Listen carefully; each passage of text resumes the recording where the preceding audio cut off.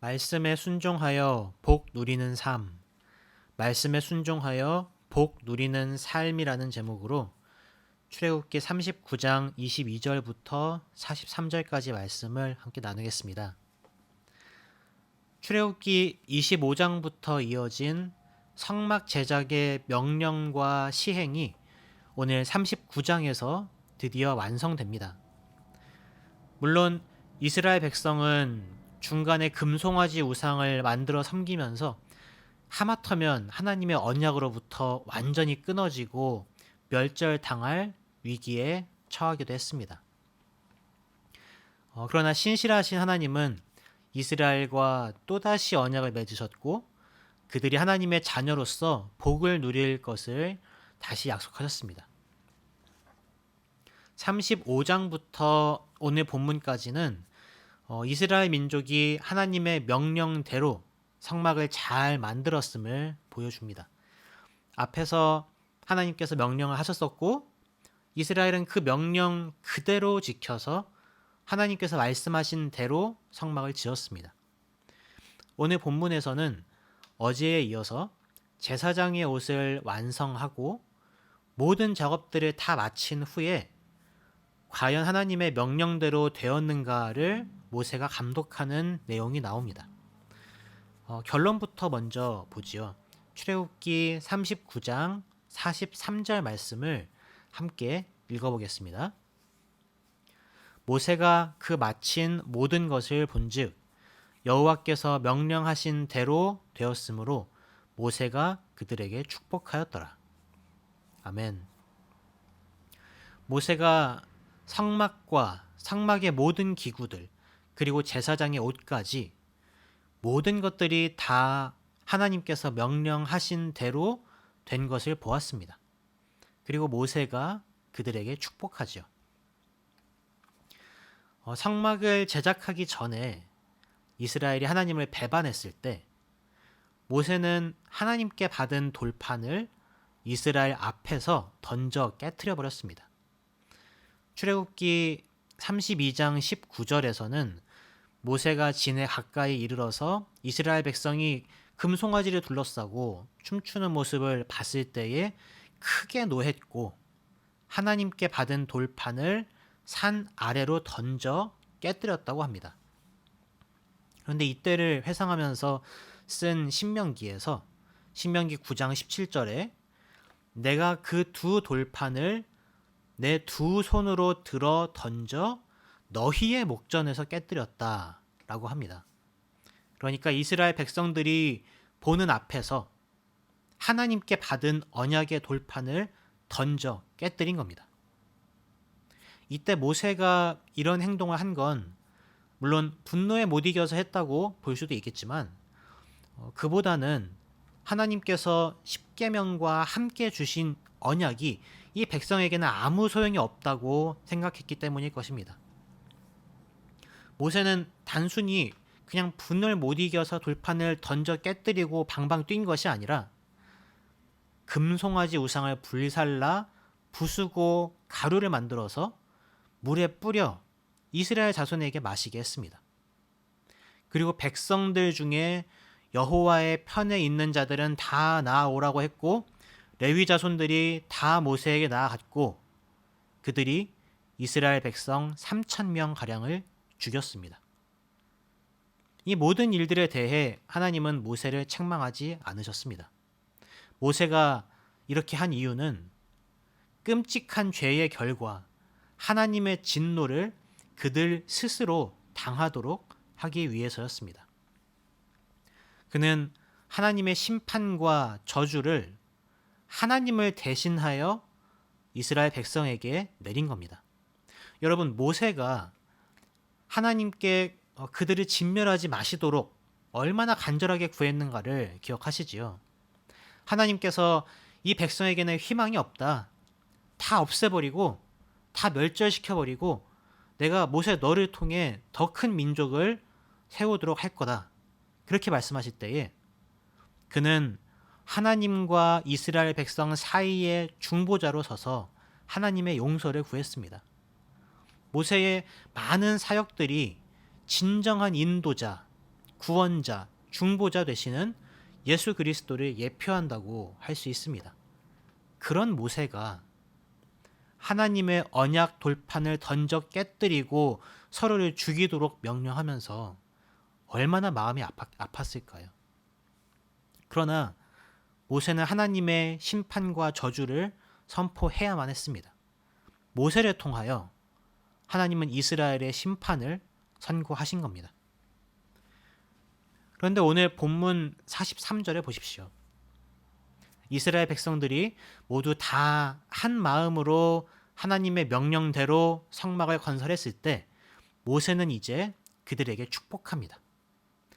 하나님의 말씀에 순종한 이스라엘 민족에게 모세를 통하여 하나님은 복을 선포하십니다. 우리는 성경 말씀을 통하여 하나님의 복을 참으로 받아 누릴 수 있는 방법이 바로 하나님의 말씀에 순종하는 것이라는 사실을 반복적으로 확인할 수 있습니다. 오늘 본문에서 모세가 하나님의 복을 이스라엘에게 선포한 이유 역시도 그들이 아주 철저하게 하나님의 말씀대로 성막을 지었기 때문입니다. 출애굽기 39장 22절부터 43절까지의 이 짧은 문단 안에서 이 성막 제작이 여호와께서 명령하신 대로 되었다라는 문장이 6번이나 나옵니다. 대제사장의 에봇 받침을 만들 때 26절에서 한번 나오고요. 또 일반 제사장의 옷을 만들 때 29절에서, 그리고 머리에 쓰는 관에다가 여호와께 성결이라고 새긴 패를 만들어 달 때 31절에서, 성막과 기구들, 제사장 옷까지 모든 품목 하나하나를 모세에게 가져가서 이스라엘 백성들이 확인을 받을 때 32절과 42절 그리고 43절에 이렇게 3번, 그래서 총 6번이나 반복해서 이스라엘 백성들이 여호와께서 모세에게 명령하신 대로 다 했다라고 말씀하십니다. 하나님의 복은 이와 같이 하나님의 말씀에 순종하는 주의 자녀들에게 주어지는 겁니다. 자, 그렇다면 하나님의 말씀에 순종하는 삶과 성막 제작에 대한 말씀을 오늘 우리에게 어떻게 연관시킬 수 있을까요? 말씀대로 순종하는 건 좋죠. 그런데 어차피 성막은 이제 사라진 구약 시대의 유물 아닌가요? 먼저 성막에 대해 생각해 보자면 성막은 하나님의 임재가 있는 곳이었습니다.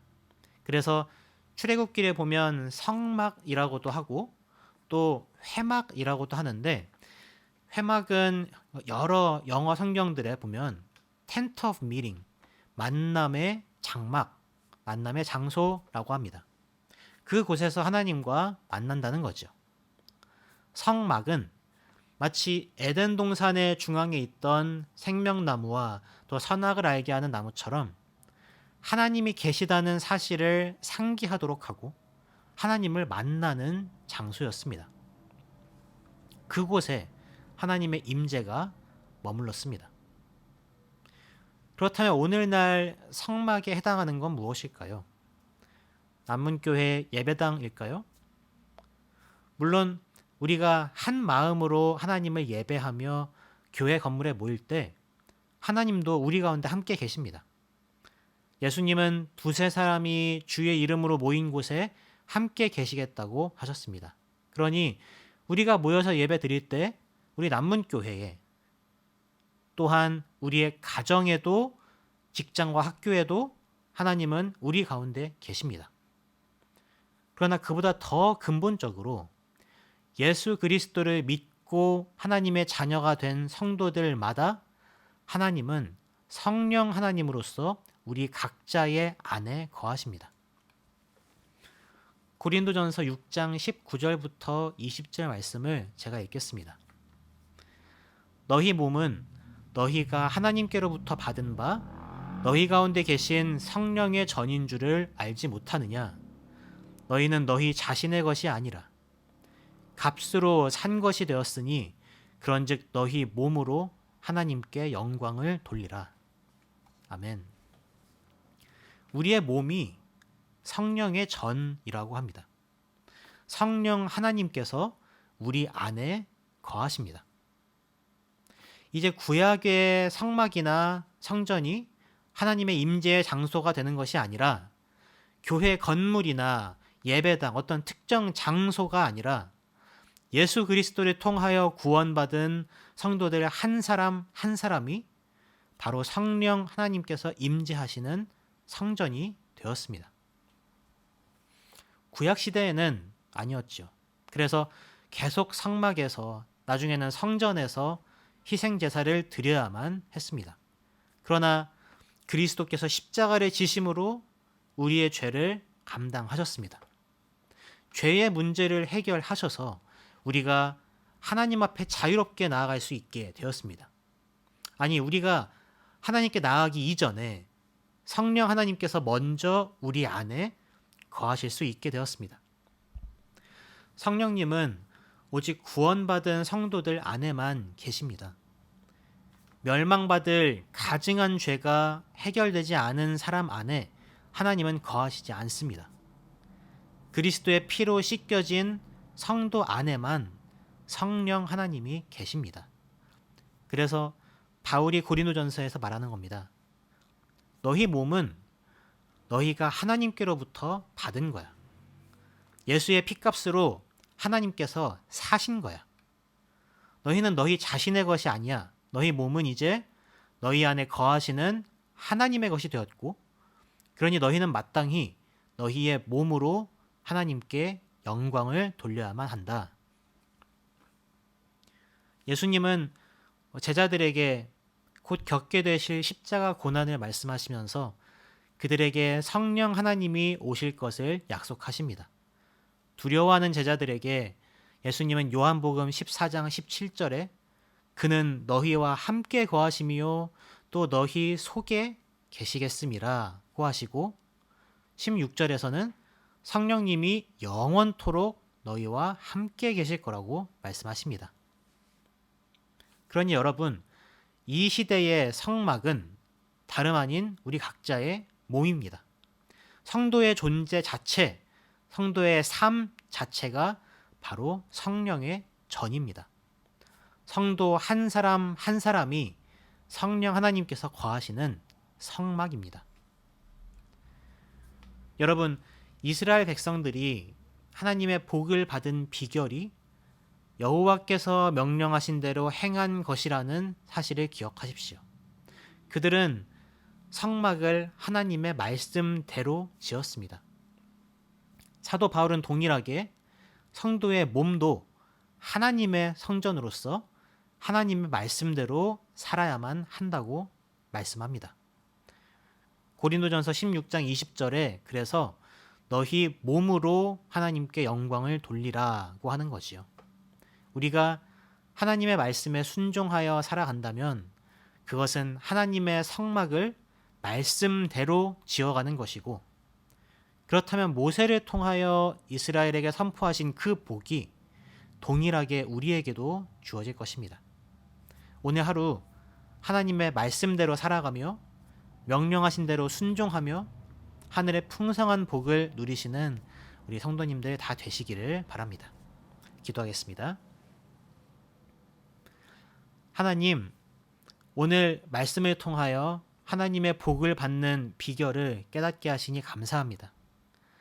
이스라엘 백성들이 하나님께서 명령하신 대로 성막을 지어 하나님의 복을 받은 것처럼 우리도 하나님의 말씀에 순종하여 성령 하나님이 계시는 성전인 우리 자신을 지어 나가기 원합니다. 우리 안에 계신 성령님과 매일 동행하며 말씀에 순종하며 하늘의 복을 풍성히 누리는 삶이 되게 하소서. 예수님의 이름으로 기도합니다. 아멘.